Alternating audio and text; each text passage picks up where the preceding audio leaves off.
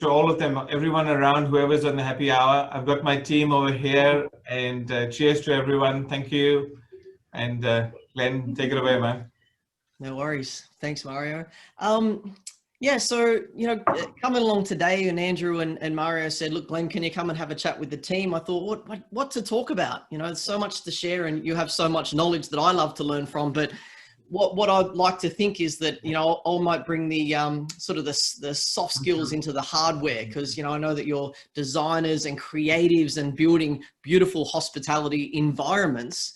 And I can give you some perspective on, things that I like around, being in those environments and how they integrate with customers, and some of the touch points and how it all comes together. So, first and foremost, I thought I'll talk a couple of minutes about myself to give a little bit of context on, a little bit about my journey. So I am a chef by trade. I've been in the hospitality industry for now 24 years. So don't let the youthful good looks fool you. I've got a little bit of experience under my belt, and being that I think I look a little bit young, I always get underrated, which is very handy sometimes when I'm sitting in meetings.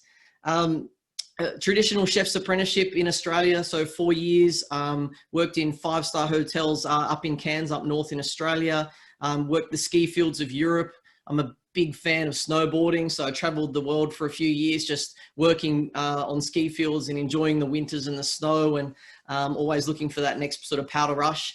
I spent some time in the UK, so 2 years over there in a Michelin star restaurant. So our restaurant Harvey's in Bristol was designed by Sir Terence Conran, one of his first restaurants, and it was the 13th century wine cellars for Harvey's Bristol Cream Sherry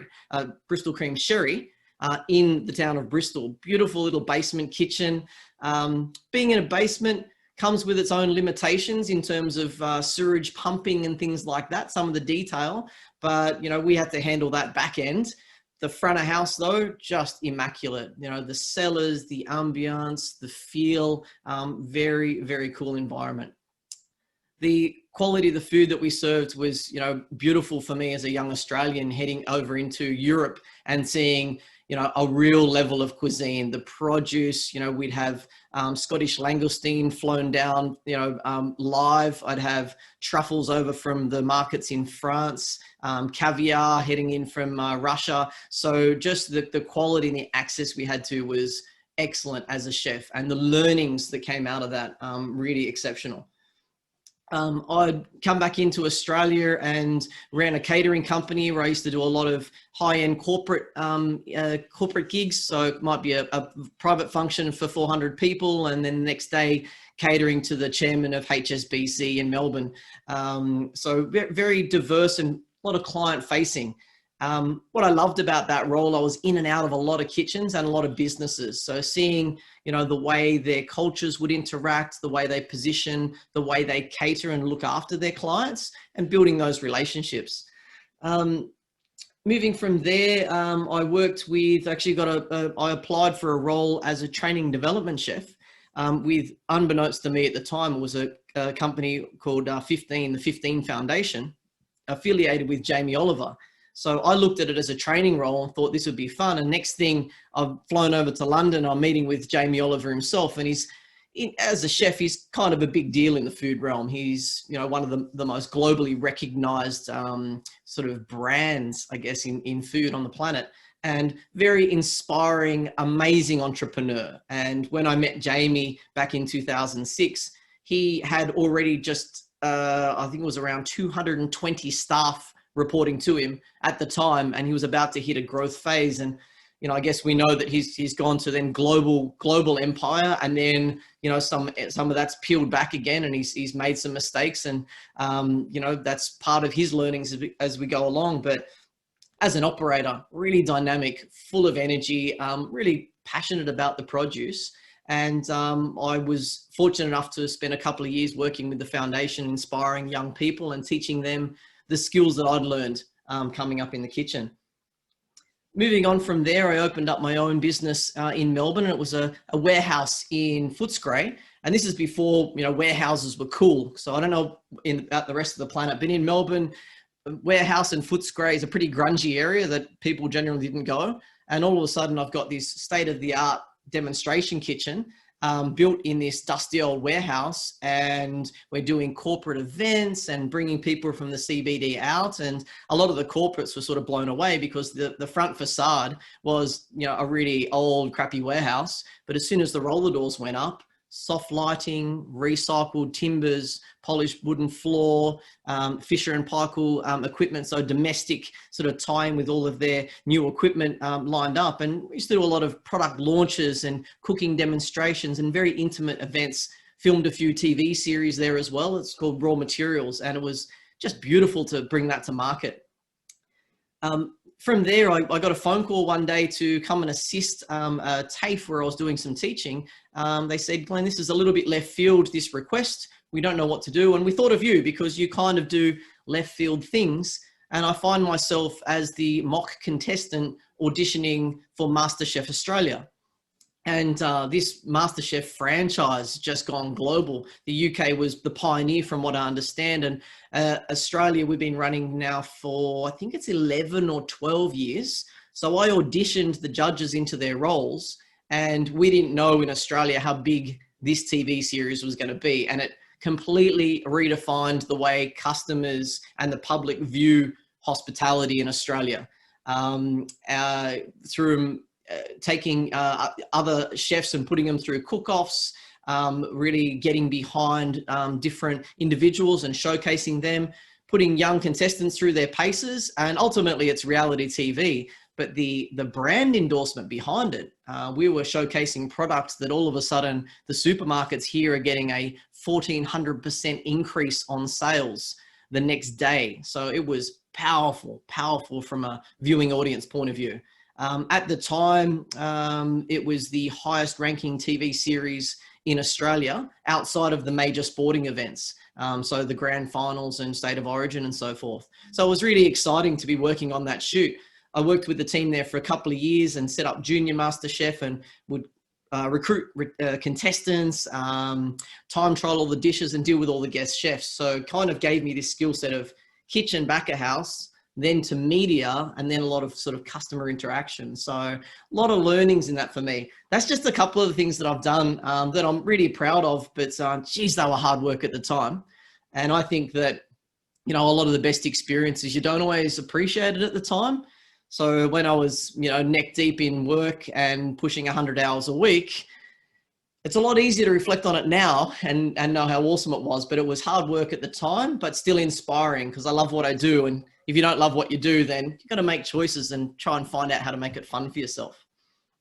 So that's a little bit about me. And there was just sort of, I think, you know, two things I thought in happy hour, how to segue into it. Two things I wanted to share with you today. You know, so I'm going to talk a little bit about flamingos and I'm going to talk about old chairs. All right. So yeah, a little bit about flamingos. We all know what they are, and old chairs and how that comes together. So Taz might just cue the slide if that's okay. So let me tell you here about, this is a beautiful place in Australia called Mildura. Mildura is on the Murray, so sort of the lifeblood of the river system in the area, and it feeds all the crops. But 95% of Australia's citrus comes from this area in Mildura. And down the bottom left there, that's a photo of I'm not there, but this is my team. I took the young recruits from Jamie Oliver's 15, the apprentices, out to Mildura to learn about the land. All right, so you know, I think talking about potatoes is one thing, but to be actually digging them up with your own hands and get the earth involved there, it's a much more powerful story. So took the team out there for a bit of a field trip just to open their minds to what can be possible, spend a little bit of time together and really work with them. They had a little bit of sort of social awkwardness and some backgrounds they were trying to let go of. And the gentleman with the back to with the hat there, his name's Duncan. And Duncan's a geologist. And what Duncan discovered there is that through the irrigation of the Murray system, that the salinity in the water was getting higher and higher. So therefore not so good for the crops.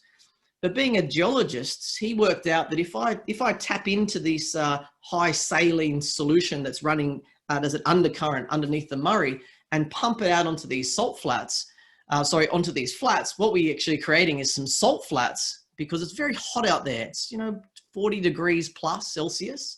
So it gets really dry. And through the evaporation, well, he ends up with an amazing salt.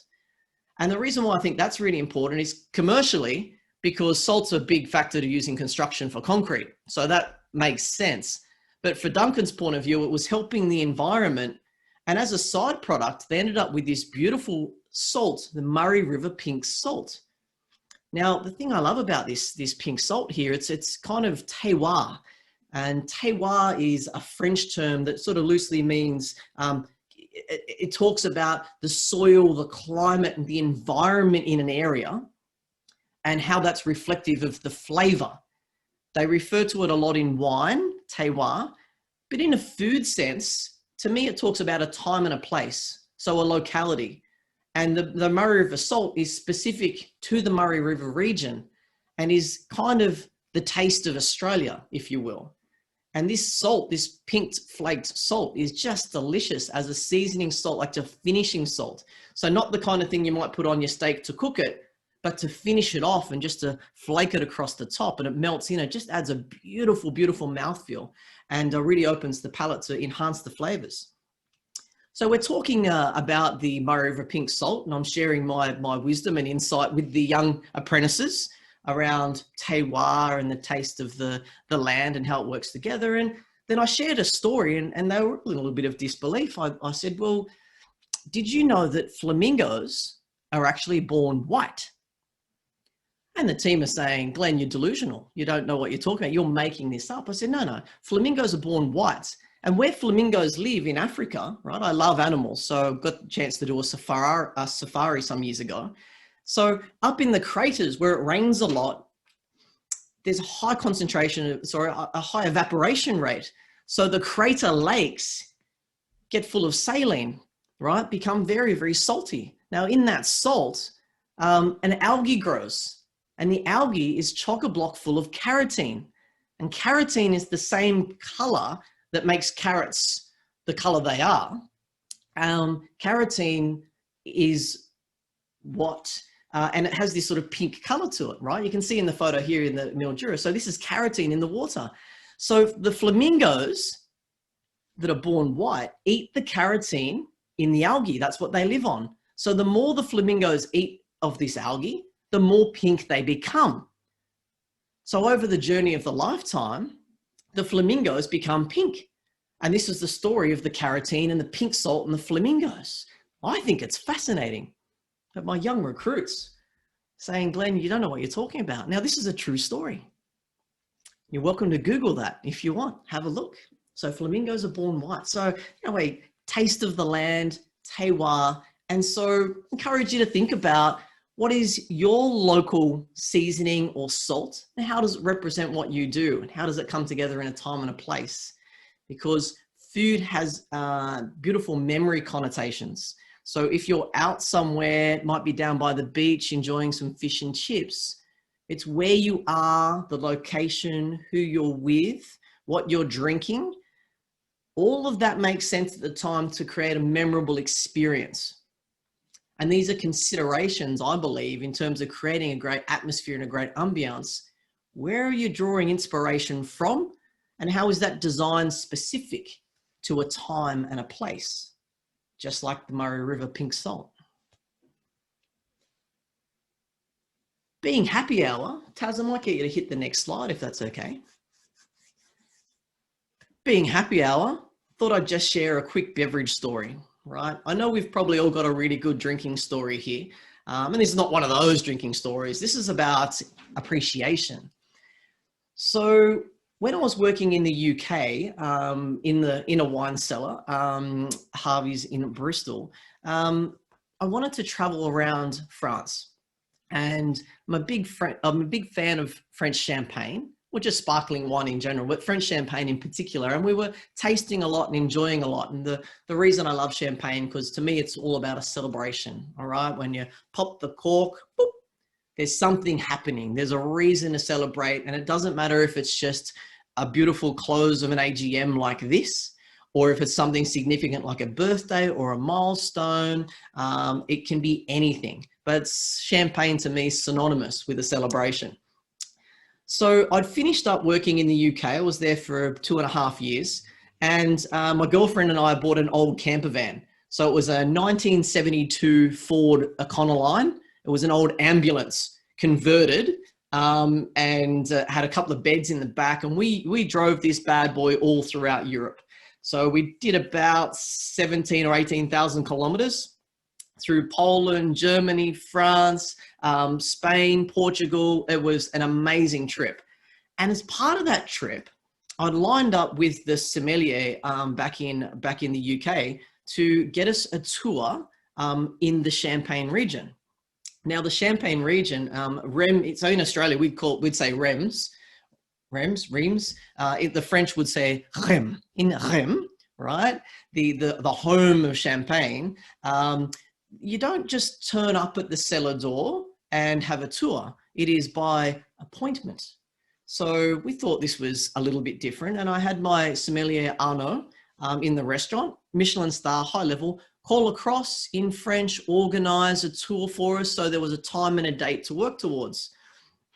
So my girlfriend and I had been about 6 weeks in the camper van, just driving around and, you know, swimming wherever we could and enjoying the local markets. We're pretty much just living in the back of this camper van. And every couple of nights we'd pull into a caravan park or something and have a nice hot shower. So there were a couple of days in between where there wasn't too much cuddling or anything going on. It was a bit of distancing, to a bit of personal space.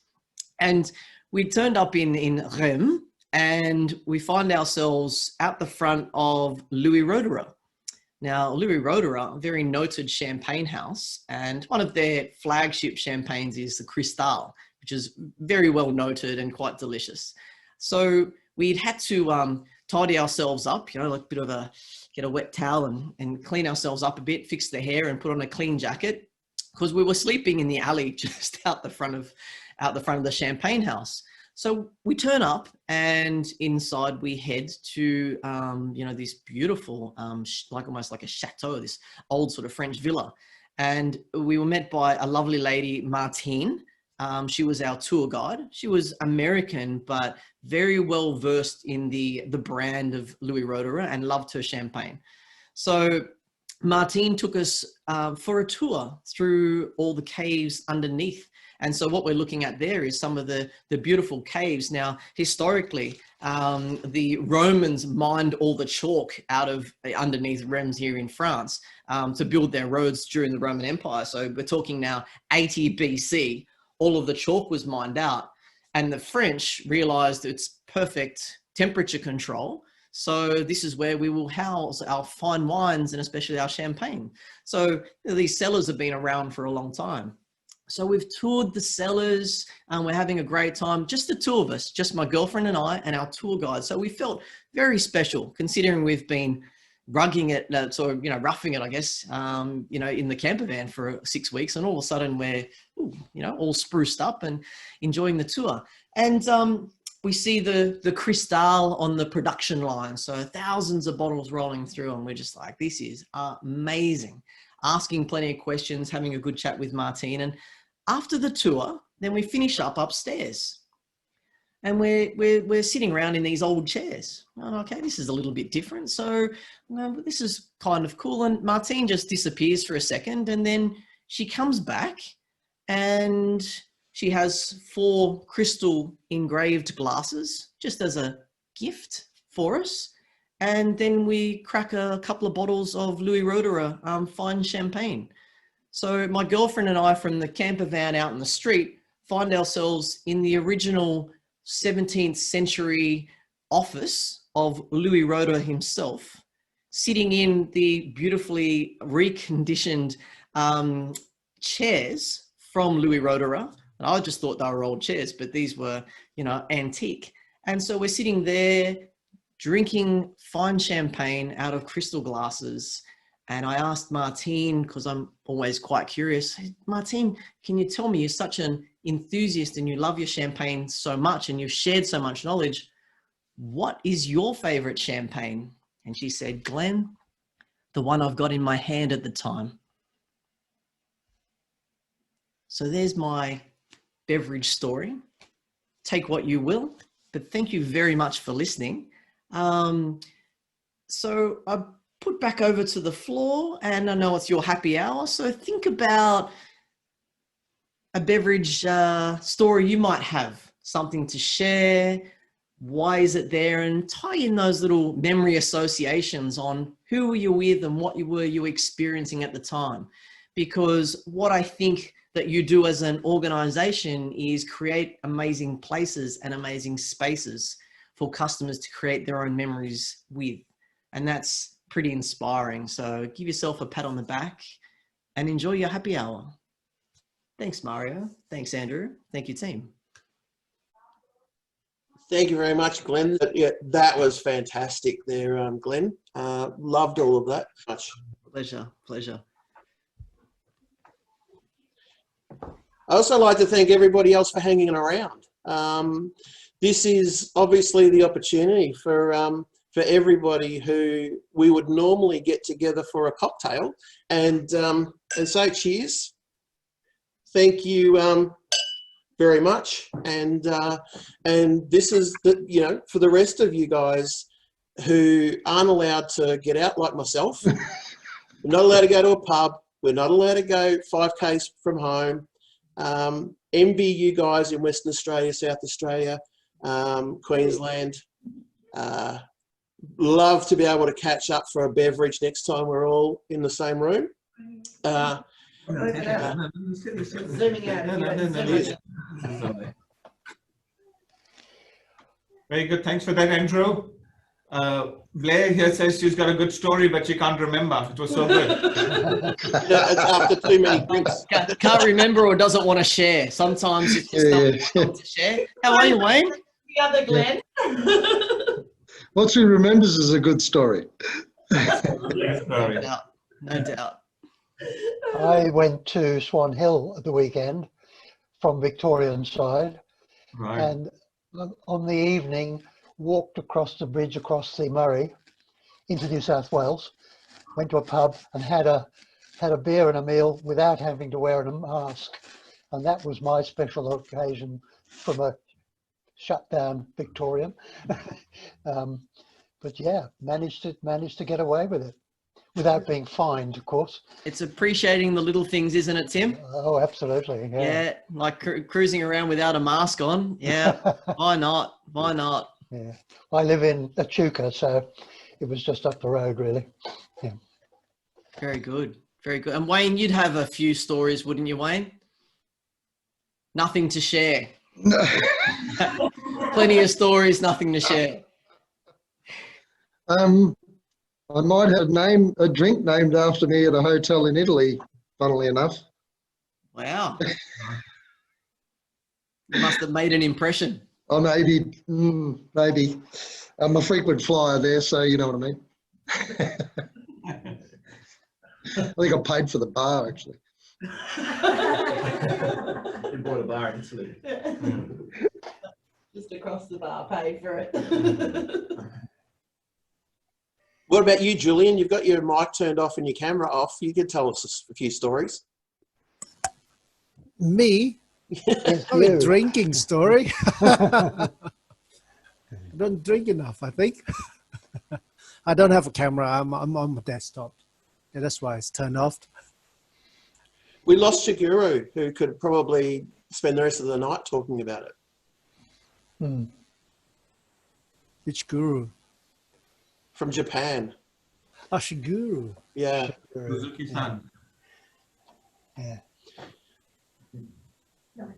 So, come on. This is our opportunity to, Glenn's inspired us. In our office, we would normally have a trivia night, or someone from the office would prepare trivia, and the rest of us have to compete.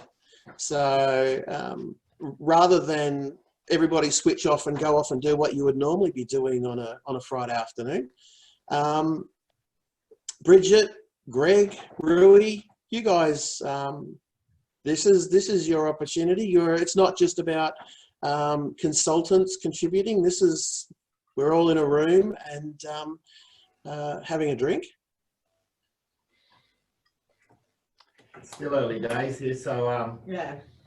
it's only 2:30 in WA, so we're going to go out and make some stories tonight. The pub's been open. Yeah. How is it over in WA today? It's like I just went out for a walk before, 7 degrees in Melbourne and raining. Just beautiful. That's spring. That's how we do spring.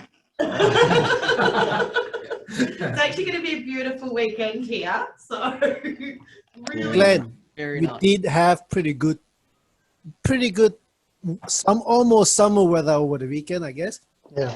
True. No, Yeah, it now was. we It's just been- go back to winter. We go from summer to winter. Just fades in and out. That's what makes us Yeah. interesting. We like to go against the grain, and we like to hang at home at the moment. Apparently, that's what we do.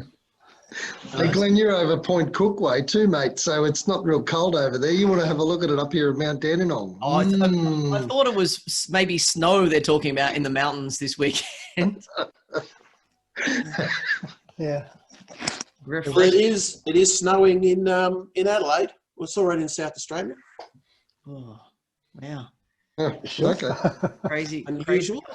Yeah. So there's a few of us in Melbourne here, I guess. Yeah. Yep. Yeah. So for anyone in Victoria, I'll just put this there. So as soon as the lockdown laws settle down, is there something you're craving to do? Is it a steak at the pub, or is it catch up with a mate? What's the one thing you're like, yes, can't wait to go and do it? Go I'd like beyond to 5 see my kilometers. daughter.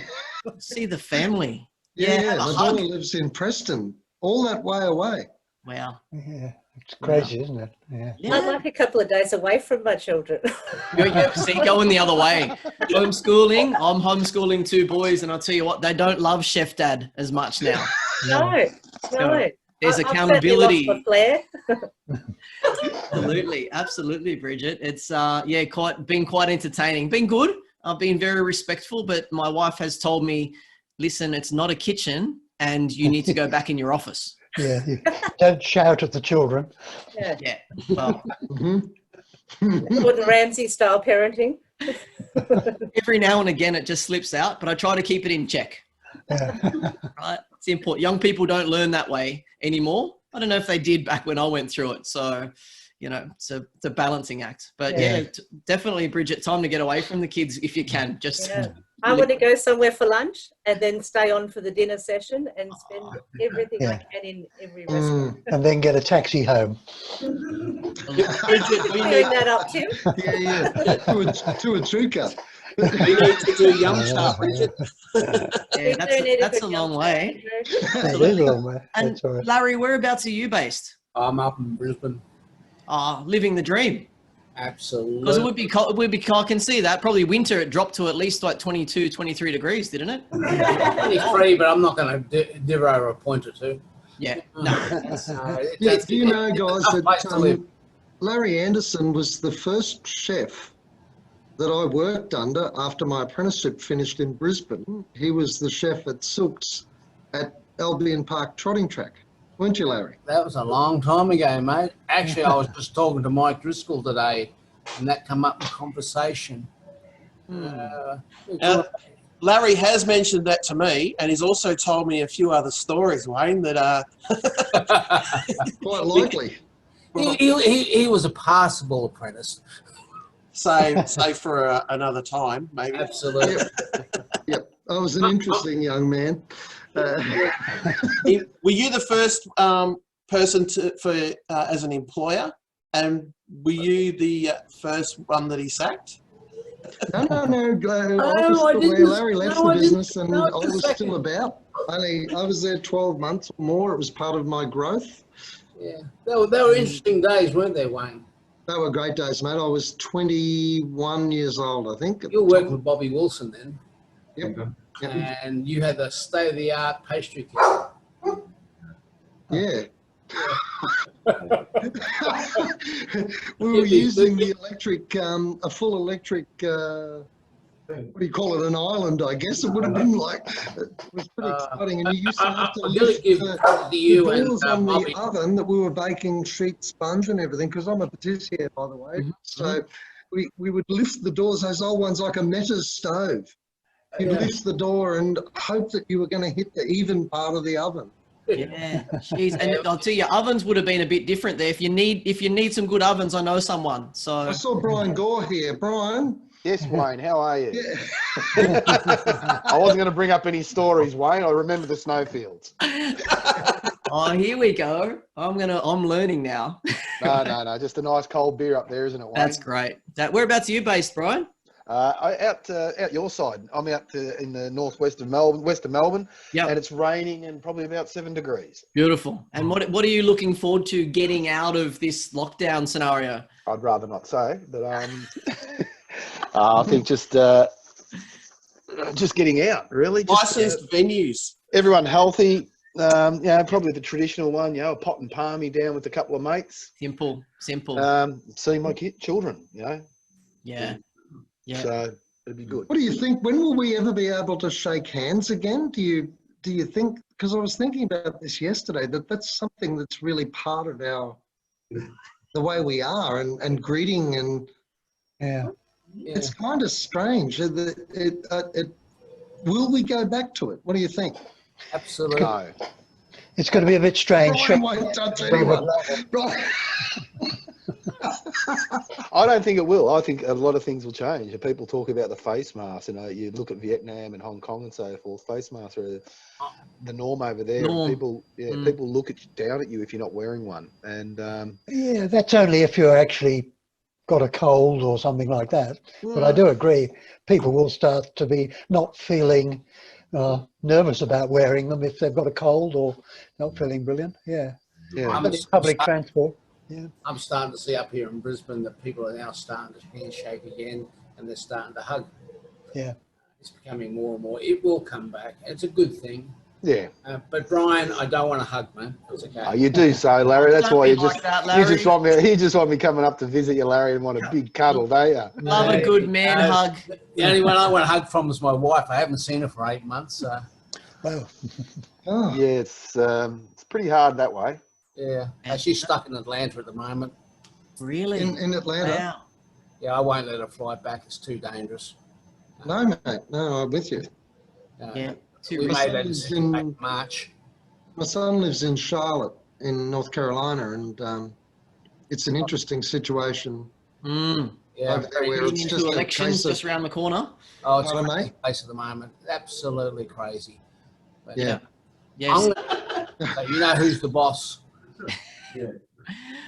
Awesome, Larry. All right. Good to see you, Larry. Good to see you all again. I enjoyed your talk. Okay, it was really nice. I enjoyed that. Thanks, Larry. Good to see you, mate. All right, Andrew. We'll catch you a little later. Okay. I'll see you in Queensland if we ever choose to go back there for a holiday. If they allow us if we back left there. you above the border. Yeah, that's right. If they let you through, and then you'll be asking the question, "Do I come back?" Mate, I'll be saying, "Do I spend the money there?" Holidays about 40 years ago.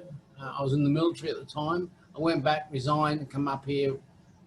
Pregnant wife, straight into the kitchens up here. Loved it. Never went back. Loved it. But you did have Wayne Viles. I tolerated him for a while. Had everything you needed. Matey, they took the keys to their cool room off me, so I couldn't get into the cakes. Not popular. Why would I do that, Larry? Really? Me and Claude. You remember Claude? Yeah, mate. Yeah. You know he was a lovely bloke. You know he's dead, don't you? No, I didn't. No, we buried him a couple of years ago. But he was a phenomenal chef. Really was. Nice bloke. We remained very good friends all those years.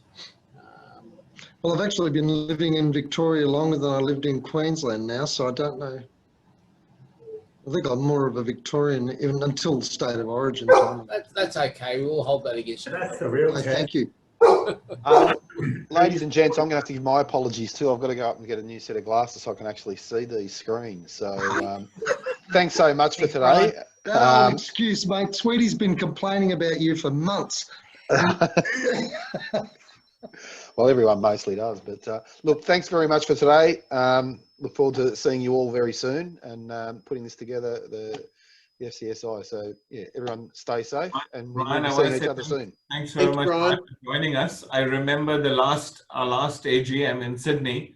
We were about 10 of us and you were one of the few holding us up and were there at the thing. And today we can't get together in a virtual thing. We had 30 people. That's Correct. really fantastic. Correct, Murray. I think there was only 4 of us up there, you know, who were Yeah, joining us here today. Yourself, Greg, So there's some Andrew, positives of Steve. COVID. So thank you so much for joining in, and thanks to Comkera. No problems at all. Stay safe, everyone. I will see you soon, and look forward to the remaining of 21 and a great 22. Good on you, Brian. Okay, Bye. ladies and gentlemen, catch you later. 20 and 21. Bye. A year ahead of yourself. Yeah, I know. I said 20. Yeah, I'm working on financial year plans. I'm working on financial year plans at the moment. I'm going out of this world. All right. See you guys. Okay. Have a good Okay. night. Good on you, mate. As well. And Right. thanks very much, Mario, for fixing everything up. And thanks Tim, for you've got to, all you guys. Cheers. Tim, you've got to give us one little FCSI perler, mate. You've been a legend for so many years. I don't know. Well, talking of that cellar picture, Glenn, reminds me of where I started working for Seppelts at Great Western, Very nice. shaking bottles in the drives under the cellars there. Mm. You'd go down in the morning, in the winter, in the dark, and you'd come up out of the cellars in the evening for knocking off at 4 o'clock in the dark. They were Wow. not. So Yep. that. On the working the riddling racks. Yes, that's Amazing. right. Yeah, it was good fun. And I Does it learned how increase to your drink. appreciation? Well, I learned how to drink very raw, unsweetened, sparkling wine. Train your, you've got to train your palate too. Yeah, absolutely. When the bottles would explode and the neck would, when the neck would come off. What you'd do at the age of 20. Yeah. Mm-hmm.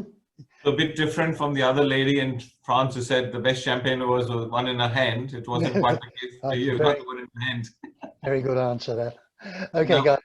And Glenn, if you want to know also with, can you tell us, Glenn, who was the one who brought in the gastronome measurement into Australia? No, that was me I'm and asking Glenn. and Brian. Yes. Tell us, Tim. That was So Tim. in 1974, when we actually first brought it in, nobody was interested. So with GEC, we registered it as a trademark. And it was only when people like Foster and Electrolux came to Australia with their gastronome products, ovens and fridges and things like that, that they discovered that they couldn't brand them gastronome in Australia because, in fact, we owned the trademark.